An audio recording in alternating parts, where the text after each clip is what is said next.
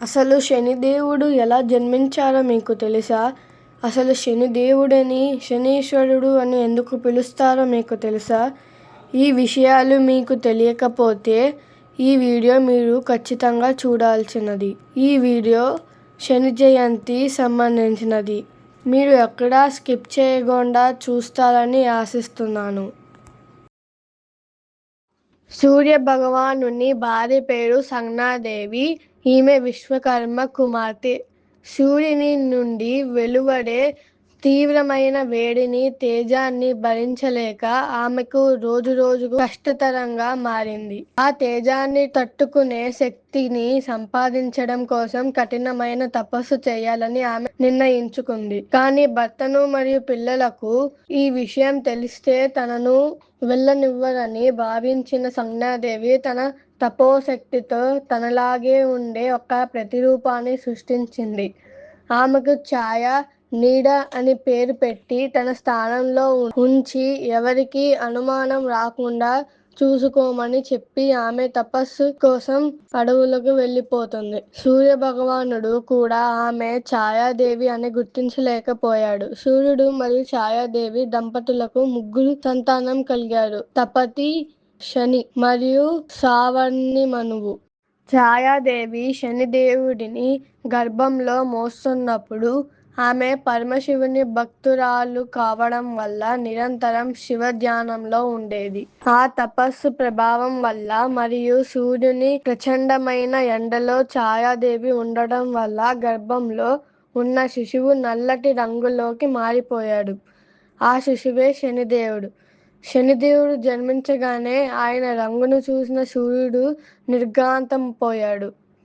తేజోమయుడైన నా సంతానం ఇంత నల్లగా ఎలా ఉంటారు అని అనుమానించి ఛాయాదేవిని నిందిస్తాడు. తన తల్లిని తండ్రి అవమానించడం చూసిన శనిదేవుడు కోపంతో సూర్యుడి వైపు ఒక తీక్షణమైన దృష్టి సారిస్తాడు. ఆ దృష్టి పడగానే సూర్య భగవానుడి శరీరం నల్లగా మారిపోయి ఆయన శక్తి క్షీణించిపోతుంది. ఆయన రథం కూడా కదలదు. సూర్యుడు ఆందోళన చెంది శివుని ప్రార్థించగా అప్పుడు శివుడు ప్రత్యక్షమై అసలు విషయాన్ని వివరిస్తాడు. గర్భంలో ఉన్నప్పుడు తల్లి చేసిన శివ తపస్సు వల్ల మరియు నీ తేజస్సు వల్ల అతనికి ఆ రంగు వచ్చింది. అతను ధర్మ నిర్ణేత, నీ కుమారుడే అని శివుడు స్పష్టంగా చేస్తాడు. సూర్యుడు తన తప్పు తెలుసుకొని క్షమాపణ వేడుకోగా శనిదేవుడు తన దృష్టిని మళ్లించడంతో సూర్యుడు మళ్లీ తన పూర్వపు తేజాన్ని పొందుతాడు. శనిదేవుని తపస్సుకు మరియు నిబద్ధతకు మెచ్చిన పరమశివుడు ఆయనకు నవగ్రహాలలో ఒక ముఖ్యమైన స్థానాన్ని కల్పించి మనుషుల కర్మలకు తగిన ఫలితాన్ని ఇచ్చే న్యాయాధికారి పదవిని అప్పగించారు. అందుకే శనిదేవుడిని శనీశ్వరుడు అని పిలుస్తారు. ఈశ్వరుడి అంతటి గౌరవం పొందిన గ్రహం. చాలా మంది శనిదేవుడు అంటే భయపడతారు. కానీ నిజానికి శనిదేవుడు మనల్ని అవసరంగా బాధ పెట్టే దైవం కాదు. ఆయనను కర్మ ప్రదాత అని పిలుస్తారు. మన కర్మల ప్రకారమే ఆయన ఫలితాలను ఇస్తారు. ప్రజలు శని ప్రభావం వల్ల ఇబ్బందులు పడటానికి గల ప్రధాన కారణం మనుషులు అధికారం, డబ్బు లేదా అందం చూసుకొని గర్వపడినప్పుడు శనిదేవుడు కష్టాలను ఇచ్చి అహంకారాన్ని తొలగిస్తారు.